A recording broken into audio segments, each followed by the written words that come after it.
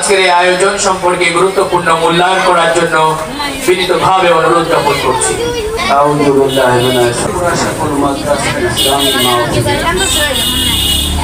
আমাদের মাঝে উপস্থিত আছেন আমাদের কালিয়াকৈর উপজেলা পরিষদের চেয়ারম্যান জনাব সেলিম আজাদ, বয়ান করেছেন মাওলানা ফজলুর রহমান, উলামা পরিষদ এবং চৌদ্দ মন্ত্রণ, প্রিয় ছাত্ররা, আসসালামু আলাইকুম। আপনারা সকলেই জানেন এই মাদ্রাসা দীর্ঘদিন আগে প্রতিষ্ঠিত হয়েছিল। মরহুম হাজী রওশন আলী সাহেব এই মাদ্রাসার পরিচালনা করেছেন মরহুম মান্নান সাহেব, আব্দুল মজিদ, মুন্সি মাওলানা কাদের সাহেব, আমির আলী, হোসেন উদ্দিন, অনেক মুরব্বীরা এই মাদ্রাসা প্রতিষ্ঠিত করেছেন। আমরা তাদের কাছে কৃতজ্ঞতা স্বীকার করি এবং শ্রদ্ধার সহিত স্মরণ করি। আল্লাহ যেন তাদেরকে সবচাইতে বড় ব্যস্ত জান্নাতুল ফেরদাউস দান করে। কালিয়াকৈর নয়, গাজীপুরের মধ্যে একটি উজ্জ্বল নক্ষত্র হিসেবে এই মাদ্রাসা প্রতিষ্ঠিত হবে এই আশা ব্যক্ত করে সকলকে আমার সালাম দিয়ে আমার কথা শেষ করছি। আসসালামু আলাইকুম ওয়া রাহমাতুল্লাহি ওয়া বারাকাতুহু। আলহামদুলিল্লাহ, গুরুত্বপূর্ণ মূল্যায়ন করলেন। এই প্রতিষ্ঠান আমরা এই অঞ্চলে একটা পরিচালিত করে মাওলানা দিলার হোসেন দামাত বারাকাতুহু তিনি চাচ্ছেন দিন দিন এই প্রতিষ্ঠানটিকে শুধুমাত্র আপনাদের মধ্যে নয়, ইতিমধ্যে গাজীপুর সহ আমাদের অনেক জায়গার ছাত্রছাত্রীরা এখানে ছাত্ররা লেখাপড়া করছে আলহামদুলিল্লাহ। তো এটা যেন একটা বিশ্বমানের প্রতিষ্ঠান হয়, এই ফিকিরে সামনের দিকে এগিয়ে চলছে। এমনকি আপনারা আনন্দিত হবেন, ভর্তির সময় ব্যতি রেখে অন্যান্য সময় পর্যাপ্ত জায়গা না থাকার কারণে মেধাবী ছাত্র ছাড়া অন্যদেরকে আমরা তেমন সুযোগ দিতে পারছি না। যদি আমাদের জায়গা হয়ে যায় আলহামদুলিল্লাহ আমরা আরো ব্যাপক পরিসরে তালিমের কাজ আঞ্জাম দিতে পারবো আপনাদের সহযোগিতা এবং আপনারা ইনশাআল্লাহ এই বিষয়টা মাথায় রাখবেন।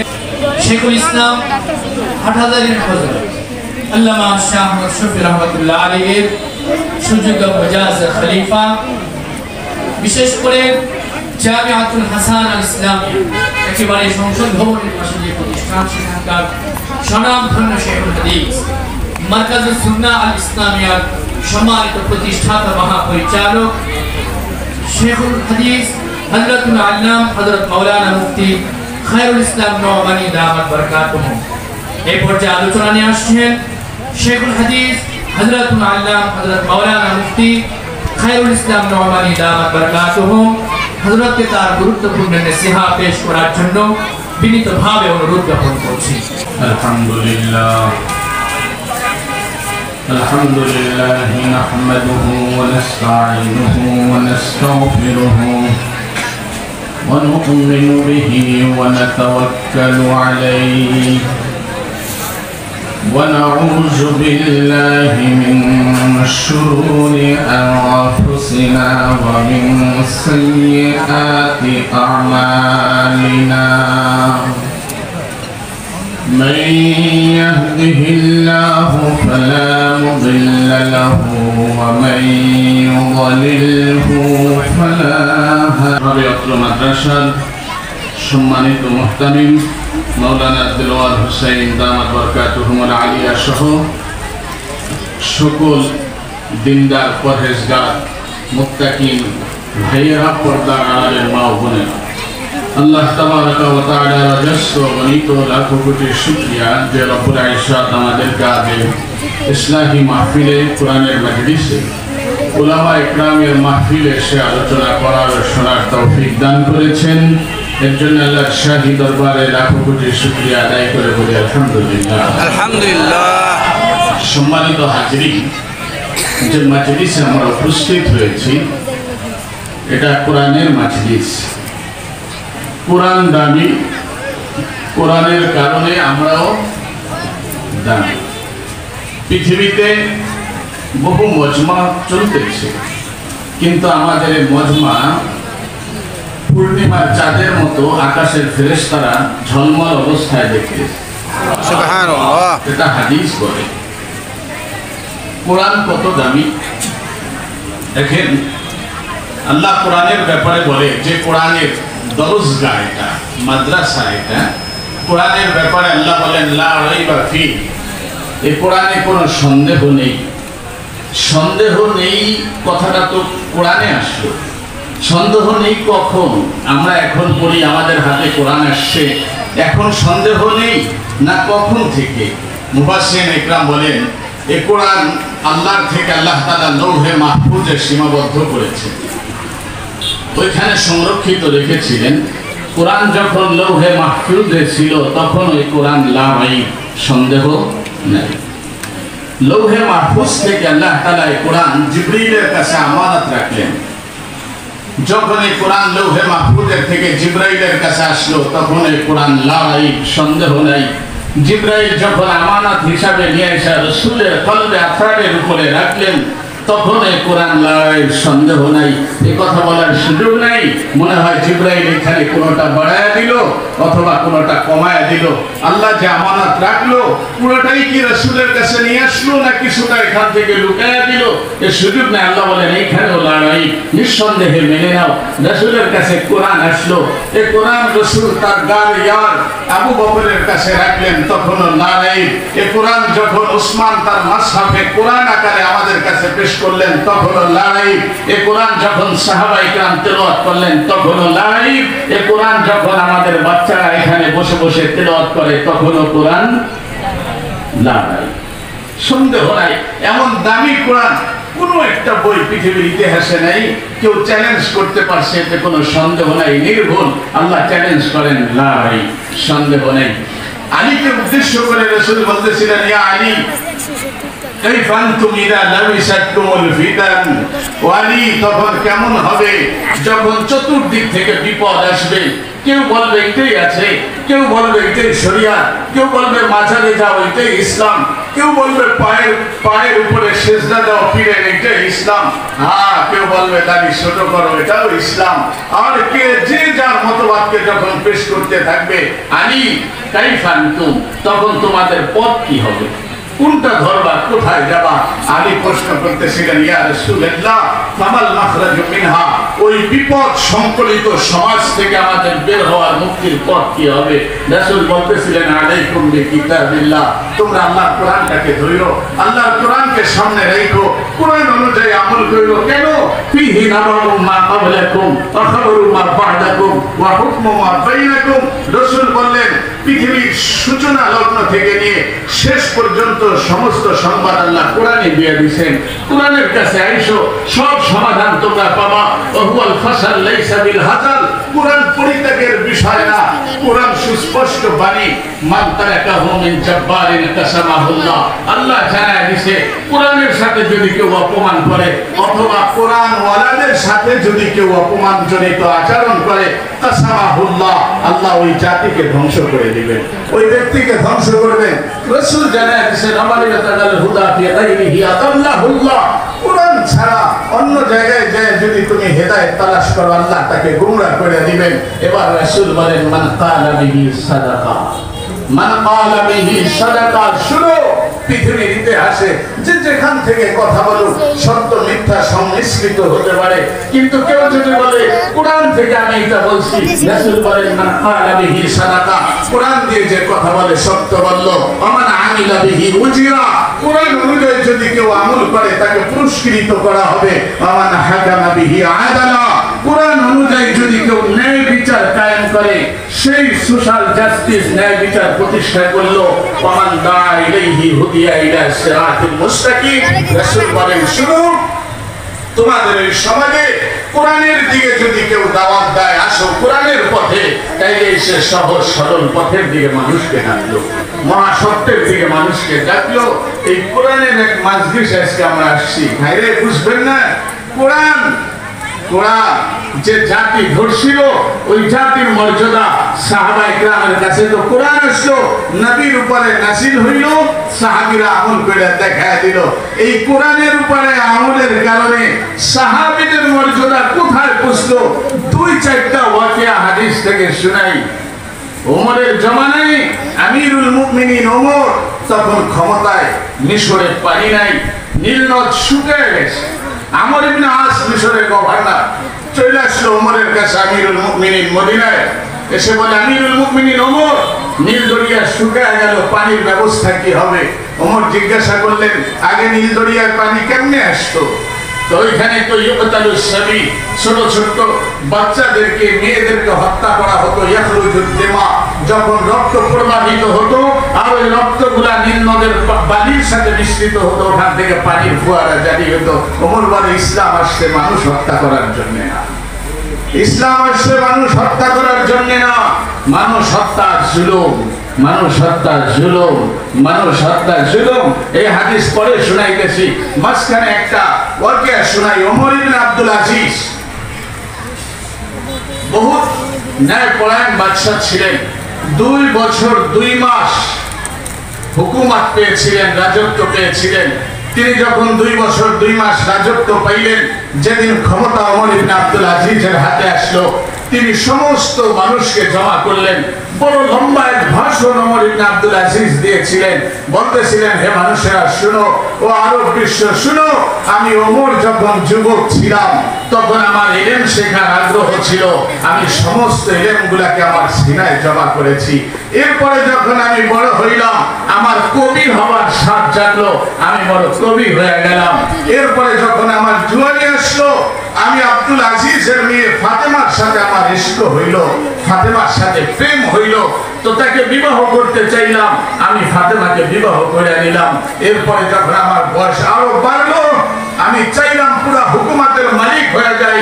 আল্লাহ আজকে আমাকে পুরা হুকুমাত আর রাজত্ব দিয়ে দিছে। তবে শুনো শুনো শুনো শুনো, এই ক্ষমতায় আমি যে চেয়ারে বসতেছি, এইখানে আমার শ্বশুর আব্দুল আজিজ ছিল। এই চেয়ারের উপরে আমার বাবা, আমার শ্বশুর আব্দুল মালিক ইবনে মারওয়ানও ছিল, আমার বাবা আব্দুল আজিজও ছিল, আমার স্ত্রীর ভাই সুলাইমান ইবনে আব্দুল মালিক ছিল, ওলীদ ইবনে আব্দুল মালিক ছিল, হিসাব ইবনে আব্দুল মালিক ছিল। এবার ওমর মানুষকে জানাইতেছিল, শুনো, আমার শ্বশুর যখন আব্দুল মালিক মারা যায়, কবরে যখন রাখতেছিলাম, তখন তার চেহারা কিবলা থেকে পূর্ব দিকে ঘুরে গেছে। মানুষ মারা গেলে চেহারা রাখি কোথায় বলে? কিবলার দিকে। ওমর ইবনে আব্দুল আজিজ বলতেছিল, আমি লাশ রাখতেছিলাম কবরে, কিন্তু কিবলা পশ্চিম তার চেহারাকে কবুল করে নাই, পূর্ব দিকে ঘুরে দিছে। সুলাইমানের লাশ যখন কবরে রাখতেছিলাম, 10 বছর সে রাজত্ব করছে, তার চেহারাও কিবলা থেকে ঘুরে দেওয়া হয়েছে। ওলীদ যখন তাকে কবরে রাখলাম, ওমর ইবনে আব্দুল আজিজ বলতেছিল, তার চেহারাও কিবলা থেকে ঘুরায় দেওয়া হয়েছে। সুলাইমানের চেহারা কিবলা থেকে ঘুরায় দেওয়া হয়েছে, হিসামের চেহারাও ঘুরে গেছে। ওমর বলতেছিল, শুনো, আমি যখন মারা যাব, 2 বছর 2 মাস যতদিন আমার রাজত্ব আর ক্ষমতায় থাকি, এরপরে তোমরা দেখবা আমার চেহারা কি কিবলা থেকে ঘুরে না কিবলার দিকে থাকে। যদি মনে করবা পশ্চিমে আমার চেহারা থাকে, তাইলে আমি জালেম না, মানুষের উপরে জুলুম করি নাই। আর যদি চেহারা ঘুরে যায়, তাইলে বুঝবা আমিও জালেম ছিলাম। আব্দুল মালিক ইবনে মারওয়ান, সুলাইমান, হিসাব জামানার সবচেয়ে বড় নামাজি ছিল, সবচেয়ে বড় দানশীল ছিল, সবচেয়ে বড় আল্লাহ ওয়ালা ছিল। তাহাজ্জুদও তারা পড়তো, কিন্তু একটা বদ আমল ছিল, এটা হলো জুলুম। কতল কিতাব করতো, রাজত্বকে টিকাই রাখার জন্য যা আসতো ওইটাই করতো। এইটাকে সে জীবনের স্বাদ মনে করতেছিল। নামাজি ছিল, রোজাদার ছিল, হজ পালন করেনেওয়ালা ছিল। আব্দুল মালিক ইবনে মারওয়ানের জীবনের ইতিহাসে কোন বছর তার হজ কাজা হয় নাই। এত আমল করার পরেও যখন কতল কিতালের বাজারকে গরম করলো, জুলুমের বাজারকে গরম করলো, কিবলা তার চেহারাকে পশ্চিম দিকে রাখে নাই, ঘুরায় দিছে।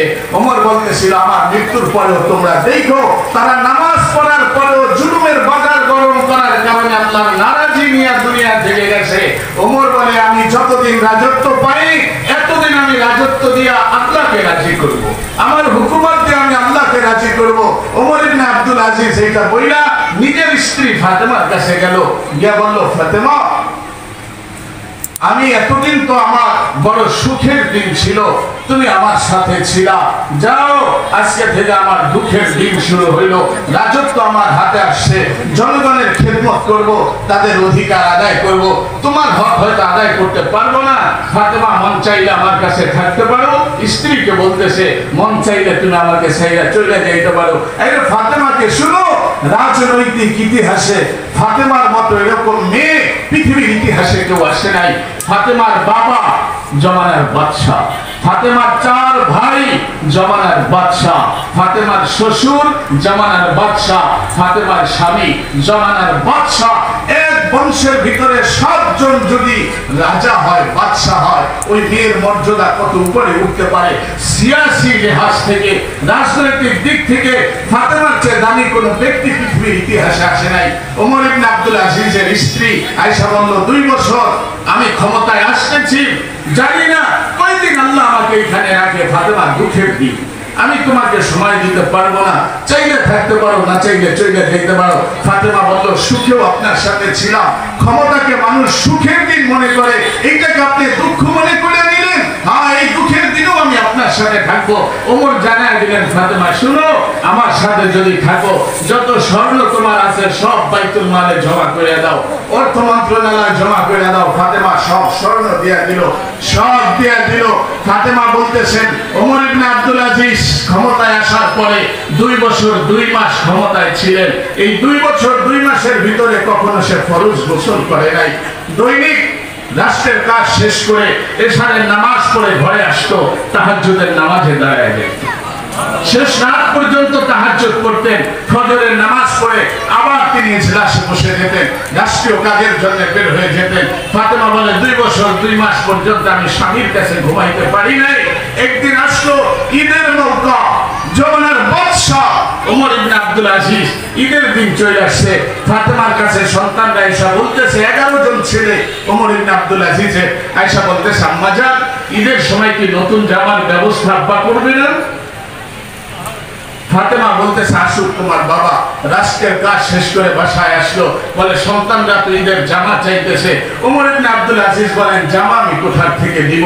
এতটুকু টাকা তো আমার কাছে নাই। ফাতেমা বলে, যান না, 1 মাসের অগ্রিম বেতনটা উঠায় নিয়ে আসেন। খাজানচির কাছে গেল, যা বলতেছে, তুমি তো সম্পদের কোষাগারে থাকো, আমাকে 1 মাসের অগ্রিম বেতনটা দিয়ে দাও। খাজানচি, যিনি অর্থ মন্ত্রণালয়ের দায়িত্বে, বাদশাকে বলতেছে, আপনি যে 1 মাস ডিউটি পালন করতে পারবেন, বেঁচে থাকবেন, লিখিত দেন, 1 মাসের অগ্রিম বেতন দিয়ে দিব। চোখের পানি ফেলাইয়া ওমর চলে আসছে, ফাতেমা রে, বেতনও তো আনতে পারবো না।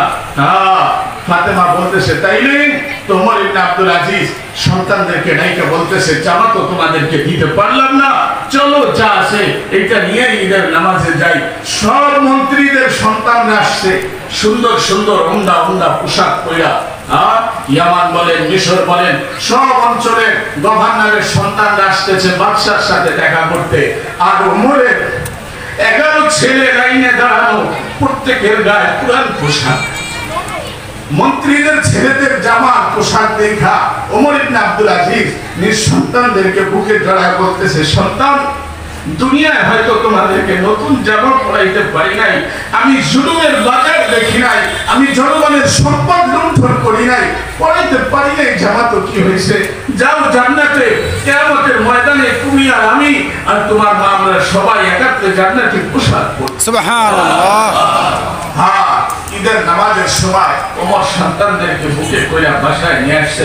এটা ছিল জিন্দেগি, এটা ছিল জিন্দেগি।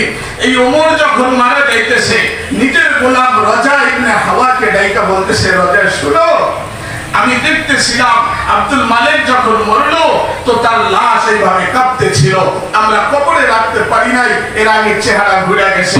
ওলিদের লাশ কাঁপতেছিল, সুলাইমানের লাশ কাঁপতেছিল, আমিও হয়তো দুনিয়া থেকে চলে যাইতেছি, জানি না আল্লাহকে কতটুকু রাজি করলাম। রাজা, আমার মৃত্যুর পরে লাশ নিয়ে যখন কবরের কাছে যাওয়া, দেখো আমার শরীরে ঝাঁকুনি উঠে কিনা, লাশ কাঁপতে থাকে কিনা।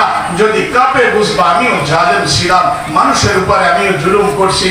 আর যদি এই অবস্থা না হয়, আমাকে তোমরা কবরে রেখে দিও। রাজা ইবনে হাওয়া বলে, আমরা যখন জানাজা ওমর ইবনে আব্দুল আজিজের শেষ করলাম, মারা যাওয়ার পরে কবরের লাশ রাখবো, দেখি আকাশ থেকে একটা কাগজের টুকরা উঠতে উঠতে আসতেছে, আর তার লাশের ওমর ইবনে আব্দুল আজিজের সিনার উপরে এসে কাগজের টুকরাটা পড়ে গেল। রাজা ইবনে হাওয়া বলেন, আমরা উঠাইলাম, ওইখানে লেখা ছিল, বারাতুম মিনাল্লাহি লি ওমর ইবনে আব্দুল আজিজ মিনাল্লাহ। আল্লাহ জানায়া দিবেন, ওমর এই 2 বছরের রাজত্বে আমি আল্লাহ কেমন ভাবে রাজি করছি, আমি আল্লাহ ওমরের উপরে রাজি হয়ে জাহান্নাম থেকে তাকে নাজাত দিয়ে দিলাম। সুবহানাল্লাহ। এইটা ছিল আল্লাহকে রাজি করা। ক্ষমতার চেয়ারে তো বসো, আর জুলুমের বাজার, অন্যায় ভাবে কতল কেতালের বাজার, অন্যায় ভাবে হত্যা, অন্যায়ভাবে লুণ্ঠন, অন্যায়ভাবে ধর্ষণের বাজার তুমি গরম করো। কয়দিন তোমার এই জিন্দেগি, কয়দিন তোমার এই দুনিয়া, কয়দিন তোমার এই মসনদ, কয়দিন তোমার এই ক্ষমতা। আর শুনো, কেউ থাকে নাই, কেউ থাকে নাই। মিলে খাক মে আহলে শাহ कैसे कैसे मकी हो गए लामका कैसे कैसे जमी खा गई नौजुआ कैसे कैसे। যাও খুঁজো, তালাশ করো, দেখো মাটির নিচে তোমাদের চেয়ে বড় বড় ক্ষমতাধর রাজা বাদশা ফেরাউন 400 বছর রাজত্ব করছিল।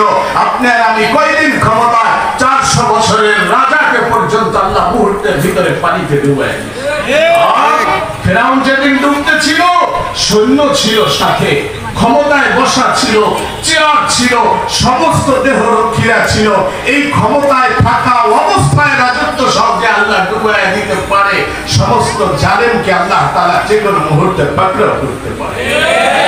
আল্লাহর ক্ষমতা ওয়াজাতু আমরি আলাস সামাওয়াতি ফাস্তাকারা। আল্লাহ বলে আমি আমার হুকুম আকাশের উপরে রাখলাম, স্থির হয়ে দাঁড়ায় আছে। আল্লাহ বলে তাকা ইন আমারতুল আরদা লাআবতালাআতকা ফি বাতনিহা। নির্দেশ দিলে মাটি তোমাকে গ্রাস করতে সময় লাগবে না। কারণের মতো এত ক্ষমতা ধরার সম্পদের মালিক মাটি পাকড়াও করতে সময় নেয় নাই। আল্লাহ যখনই বলছেন ধরো, সাথে সাথে পাকড়াও হয়ে গেছে। আল্লাহ বলেন ইন আমারতুল বাহরা লাআদরাকাতকা ফি তারিহা। যদি সমুদ্রকে নির্দেশ দেই, সুনামি দিয়া পুরা জাতিকে ধ্বংস করতে সময় লাগবে না। আল্লাহ বলে এই তুমি মাটি আর সমুদ্র কেন তাকাও? ইন আমারতু মালাইকাতান লাআহলাকাতকা। এক ফেরেশতাকে যদি বলি আয়েশা চটকায়া তোমাদেরকে খতম করতে সময় লাগবে না। জুলুম আর জুলুমের বাজার যারাই আসছিল তারাই করছে, এক সময় সব শেষ হয়ে গেছে। পাত্র যখন অনেক গরম হয় তখন ঠান্ডা হইতে সময়। ওমর রাদিয়াল্লাহু তাআলা আনহু কাছে আসলো আমর ইবনে আস মিশর থেকে। আয়েশা বলে নীল দরিয়া শুকায় গেছে, পানি কেমনে হবে? মানুষ পানির জন্য মিশরের মানুষ হাহাকার। কেমনে আগে পানি আনতো? মানুষ ছোট বাচ্চাদেরকে হত্যা কইরা যখন রক্ত নীল দরিয়ায় দেওয়া হইতো সেখান থেকে পানি আসতো। ওমর বলে ইসলাম আসলো ইনসাফের জন্য, ইসলাম আসলো ন্যায়পরায়ণতার জন্য, ইসলাম আসলো মানুষের জীবন রক্ষা করার জন্য। এইখানে মানুষ হত্যা কইরা পানি আনা হবে না, এইটা হয় না। আমর ইবনে আস বললেন আমিরুল মুমিনিন, তো পানি কেমনে আসবে? চিঠি আমি লিখতেছি।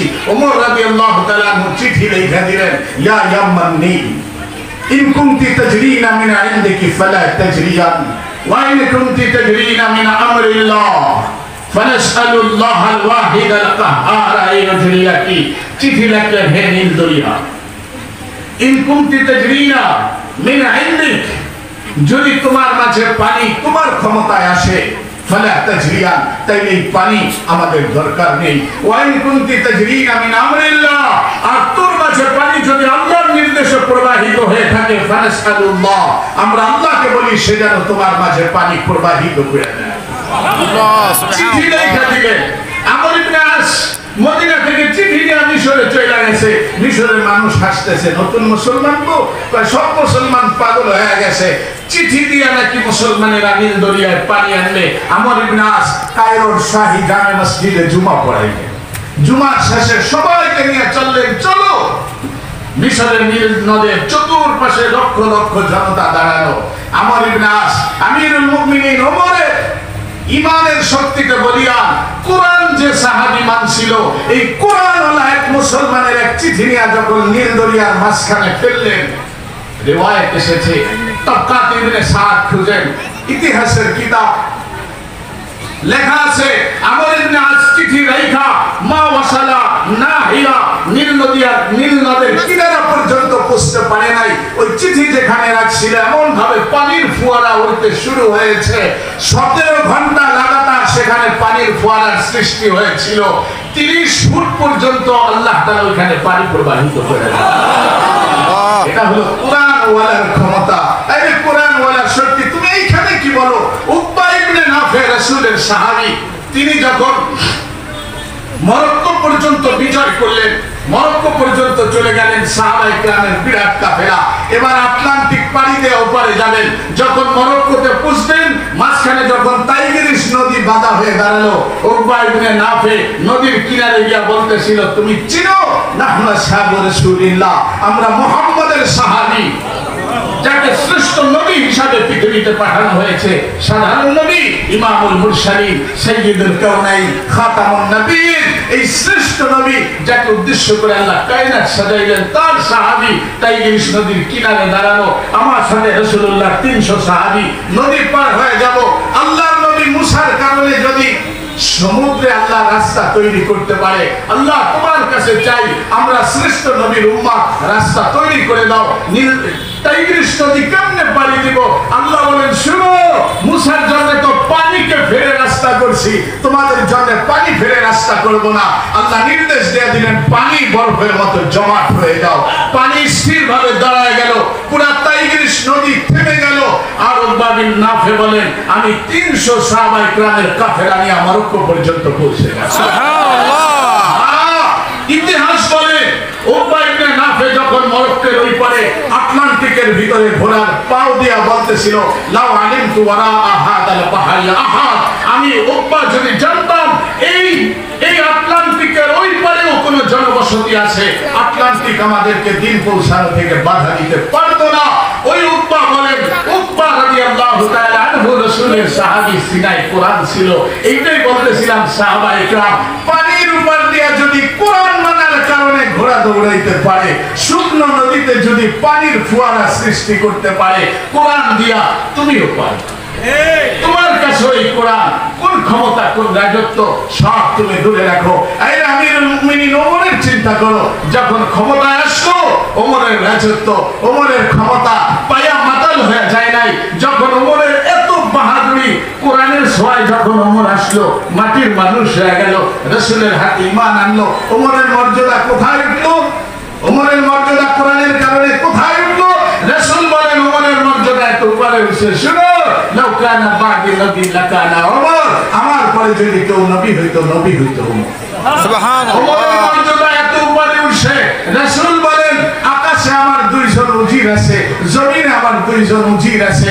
আকাশে আমার 2জন সাহায্যকারী জিবরাইল আর মিকাইল, জমিনে আমার 2জন সাহায্যকারী আবু বকর আর ওমর।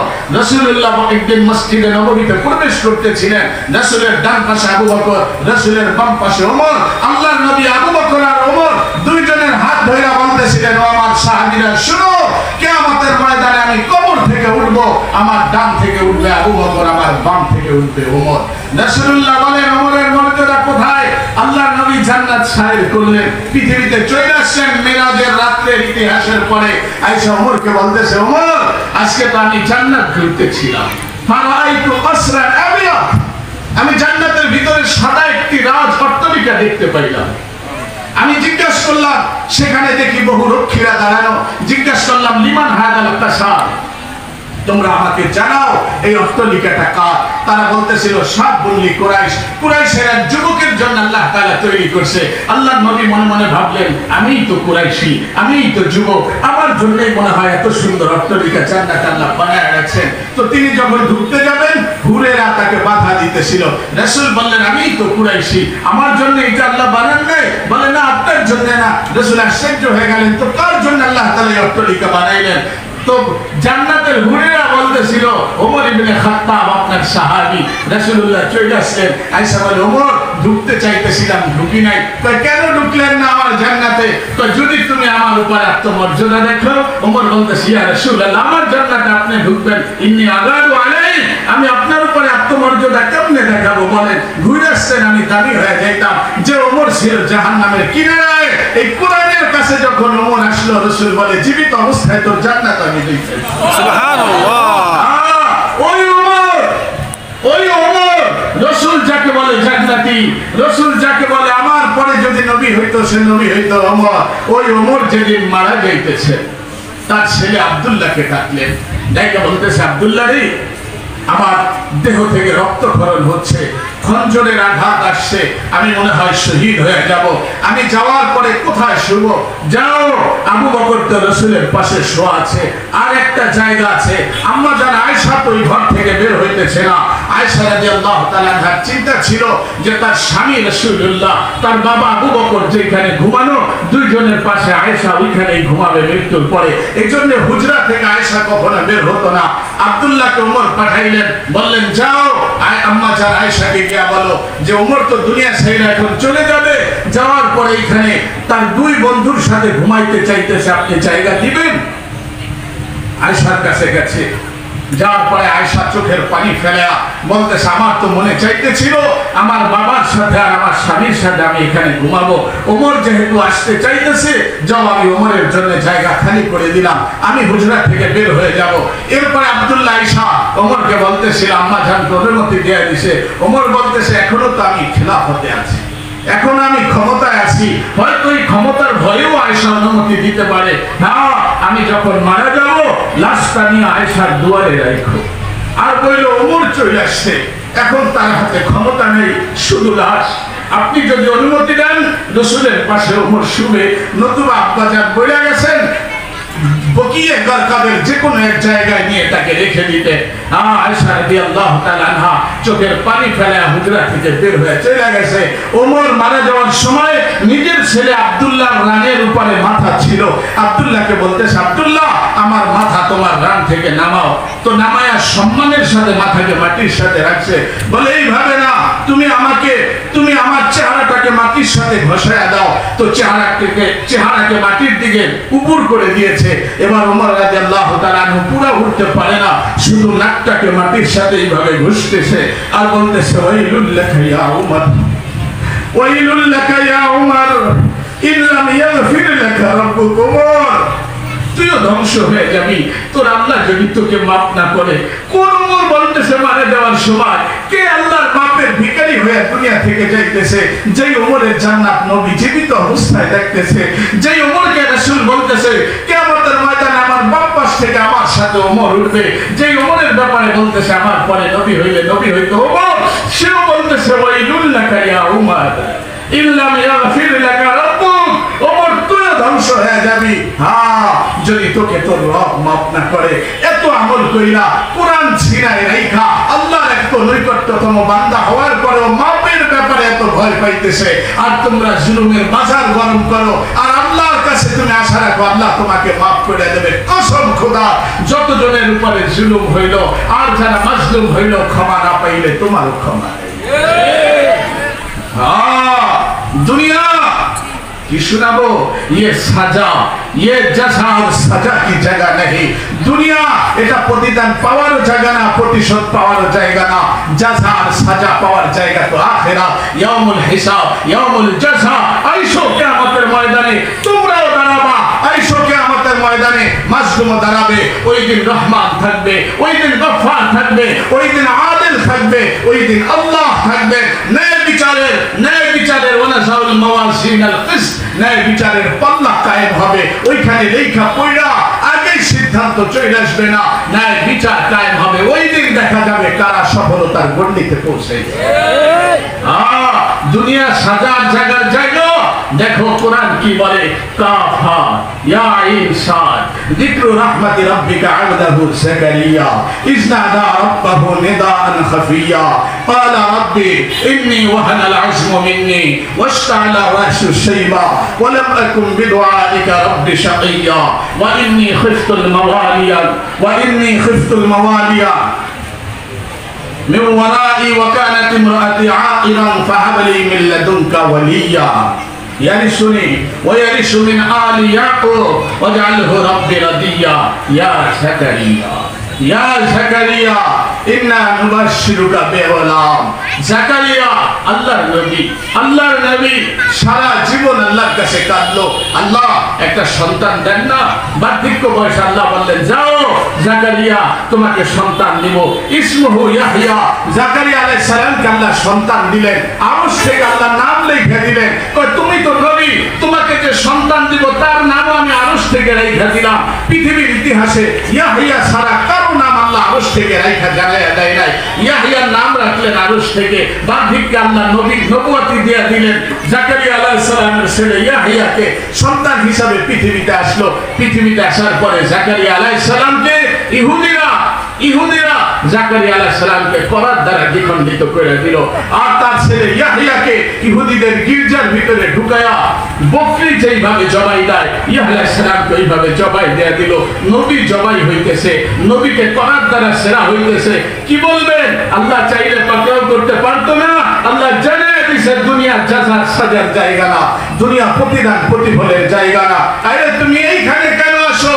বিলাল গলায় রশি টানায়া মক্কার অলিতে গলিতে টানা হইতেছে, চিৎকার দিতেছে, আঙ্গার গুলাকে মুখের ভিতরে ঢুকাই দিতেছে, আহাদ আহাদ বলে আল্লাহর নামটা নেবে এই ক্ষমতা পর্যন্ত বিলালকে দেওয়া হইতেছে না। আল্লাহ জানায় দিছে বিলাল সবর কর, বিলাল ধৈর্য ধর, কিয়ামতের ময়দানে রফরফ আসবে, নবী রফরফের উপরে বসা থাকবে, সামনে চলবে না, রফরফ দাঁড়ায় থাকবে, সবাই চিন্তা করবে রফরফের লাগামকে ধরবে। আল্লাহ আল্লাহ আল্লাহ, সব সাহাবী, সব মুসলিম, সব মুমিন, সব মুত্তাকি মনে করবে মনে হয় ইবনে আবু কুহাফা আসবে, আবু বকর আসবে, রাসূলের সাথে জান্নাতে যাবে, ওমর আসবে, রাসূলের সাথে জান্নাতে যাবে, উসমান আসবে, রাসূলের সাথে জান্নাতে যাবে, আলী আসবে, রাসূলের সাথে জান্নাতে যাবে। না, কেউ আসবে না। আল্লাহ আরশ থেকে ডাক দেবে, ইয়া বিলাল, আল্লাহু আকবার, বিলাল তুমি কোথায়? লব্বাইক ওয়া সাদাইক ইয়া রাব্বানা আল্লাহ হাবিব তাখুজ ওয়া সুকিলাল জান্নাহ। তোর না নির্যাতন চলতেছিল দুনিয়ায়, আমি আল্লাহ তোর উপরে রাজি হয়ে গেলাম, রাসূলের রফরফের লাগাম ধরে নবীর সাথে জান্নাতে গেলাম। সুবহানাল্লাহ। দুনিয়া যদি জাযা সাজার জায়গা হইতো, বিলালের উপরে যারা জুলুম চালাইছিল আল্লাহ তো পাকড়াও করছে একটা পড়বে, তবে সাথে সাথে না।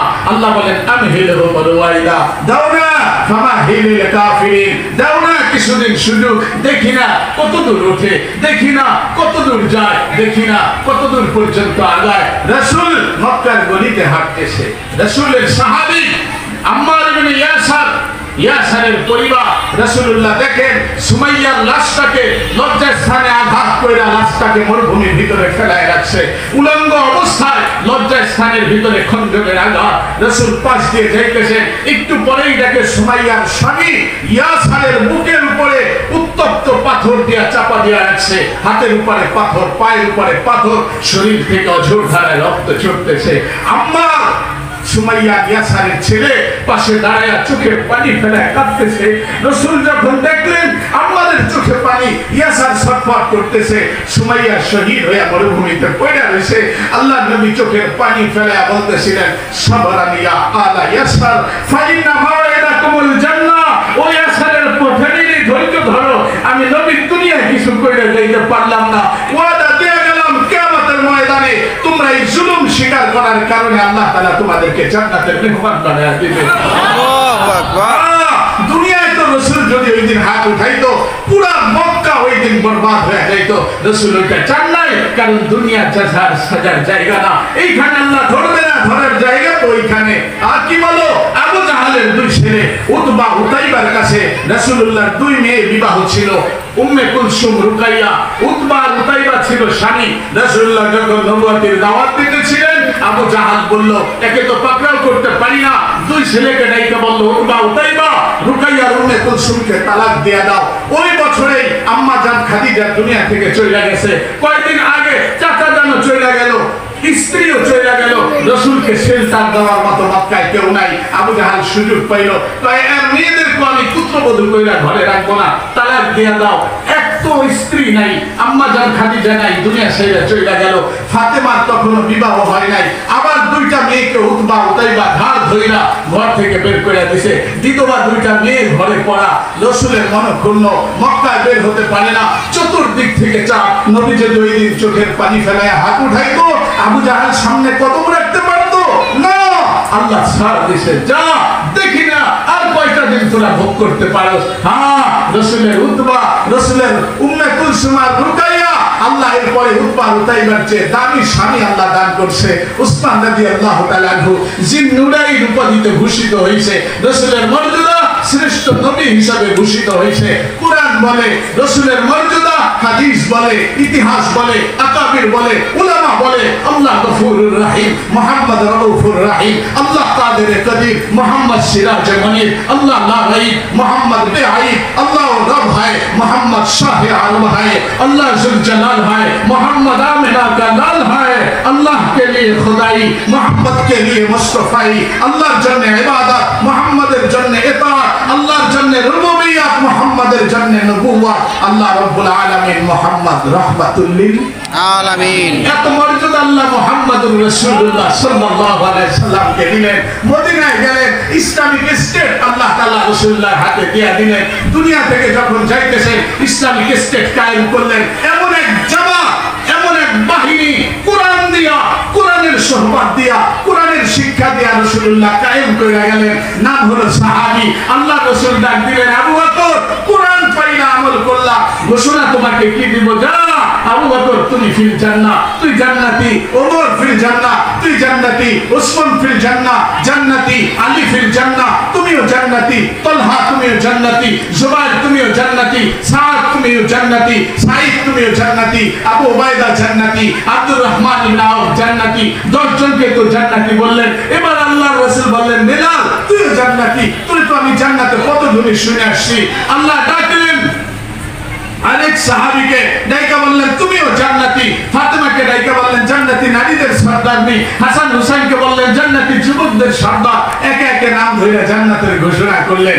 মানে যাওয়ার আগে রাসূলুল্লাহ ঘোষণা করে গেলেন, আমার সাহাবীরা কোরআনের আদর্শের উপরে উঠে গেছে, কোরআনকে মজবুত ভাবে ধরছে, ইনসাফের সমাজ কায়েম করছে, ন্যায় বিচারের সমাজ কায়েম করছে, তোমাদেরকে কি পুরস্কার দেব।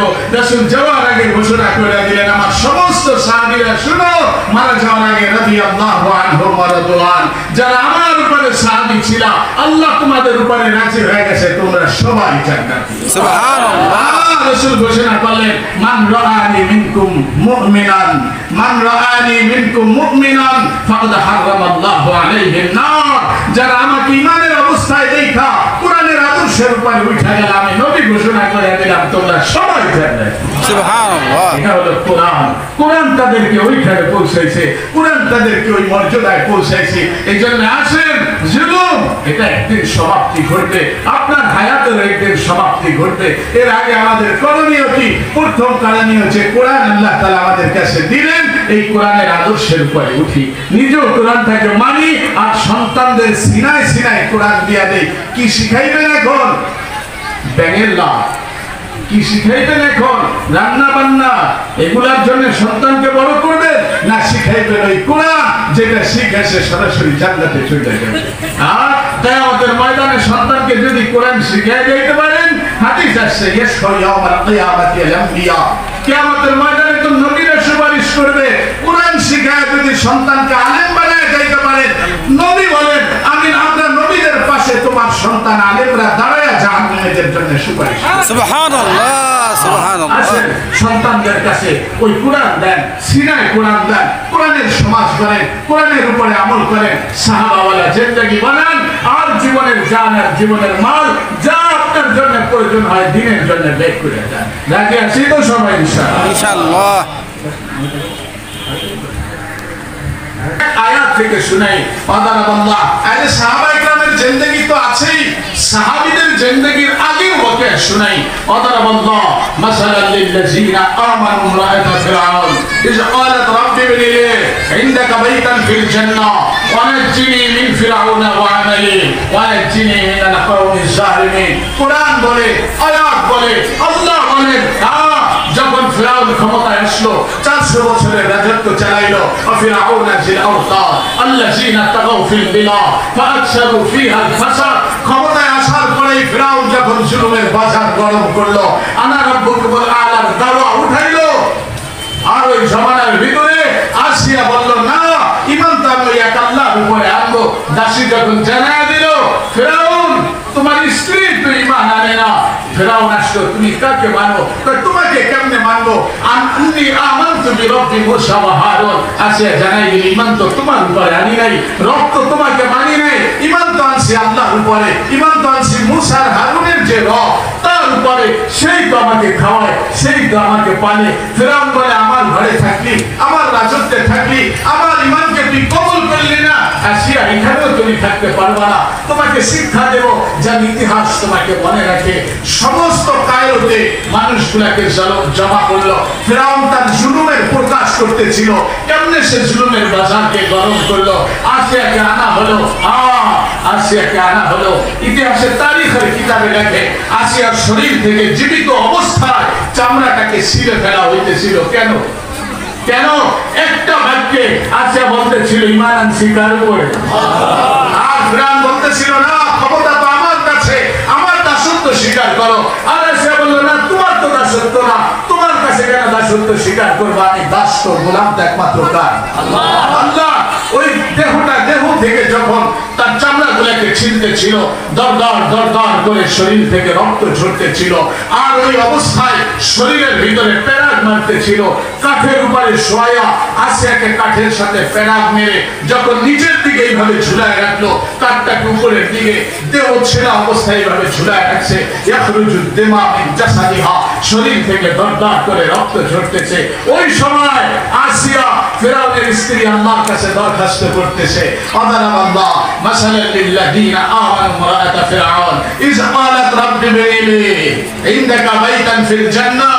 ও আল্লাহ, তুমি দেখো দুনিয়ার সবচেয়ে বড় ক্ষমতাধরের অধীনস্থ আমি ছিলাম, তার স্ত্রী ছিলাম, তার রাজত্বের ভিতরে ছিলাম, আরামের জিন্দেগি আমি লালন পালন করতেছিলাম। আর তোমার উপর ঈমান আনার কারণে আমার উপর এই জুলুম আর নির্যাতন চলতেছে। আল্লাহ, আমি তোমার কাছে কিছু চাই না। রব্বি বিনি ইনদাকা বাইতান ফিল জান্নাহ। ও আল্লাহ, তোমার পাশে জান্নাতে আমার জন্য একটা ঘর বানাইয়া রাখো। ওয়ানাজ্জিনি মিন ফিরআউনা ওয়ানাজ্জিনি মিনাল কওমিজ জালিমিন। ও আল্লাহ, ফিরআউন থেকে তুমি আমাকে নাজাত দাও। ও আল্লাহ, জালিম সম্প্রদায় থেকে তুমি আমাকে নাজাত দাও। ওই অবস্থায় রক্ত ঝরতেছে আর আল্লাহর কাছে দরখাস্ত করতেছে, আল্লাহ জান্নাতে একটা ঘর তোমার পাশে আমার জন্য বানায় রাখো। এখনো জান চলে যায় নাই, এখনো তার উপর থেকে শাহাদাতের ঘোষণা আসে নাই। আল্লাহ জিবরাইলকে পাঠিয়ে দিয়েছে, জিবরাইল দৌড় লাগাও আসিয়ার কাছে, জান্নাত চাইছে আমার জন্য, তুমি জান্নাতুল ফিরদাউস নিয়ে আসিয়ার সামনে হাজির করো। সুবহানাল্লাহ। জিবরাইল চলে আসছে, জান্নাত দেখাইতেছে আর ফেরেশতারা স্বাগতম জানাইতেছে, শরীর থেকে রক্ত ঝরতেছে। আসিয়া জান্নাত দেখা হাসতেছে।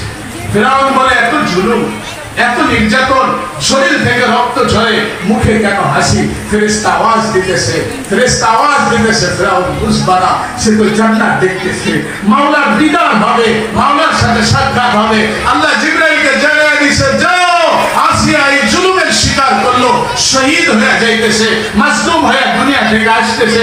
শুধু জান্নাত না, এটা তো সে আমার কাছে চাইছে, এটা তো অবশ্যই পাবে।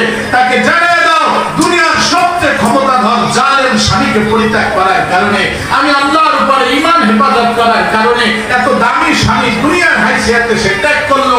এর জন্য আমি পৃথিবীর শ্রেষ্ঠ ব্যক্তিত্ব মুহাম্মদুর রাসূলুল্লাহ আখেরি নবীকে আসিয়ার স্বামী হিসাবে জান্নাতে আমি কবুল করি। সুবহানাল্লাহ। এটা ছিল জুলুমের পুরস্কার। সে তো জুলুম করলো, ফিরআউনের 400 বছরের ক্ষমতাকে আল্লাহ তাআলা ডুবাইয়া দিল। এখানে আর জাতি আসছিল, সামুদ জাতি আসছিল, সব জাতিগুলাকে আল্লাহ তাআলা বরবাদ করে দিলেন। আল্লাহ তাআলা ওই কথাই ডাকে আর বলে, ইয়া এমন কোন দিন যায় না যেদিন মাটি আল্লাহকে ডাক দেয় কথা না বলে, আল্লাহকে ডাক দেয় কথা না বলে। আল্লাহ কুল্লা ইয়াউমিন ওয়াল আরদু তাস্তাসিনু রাব্বা।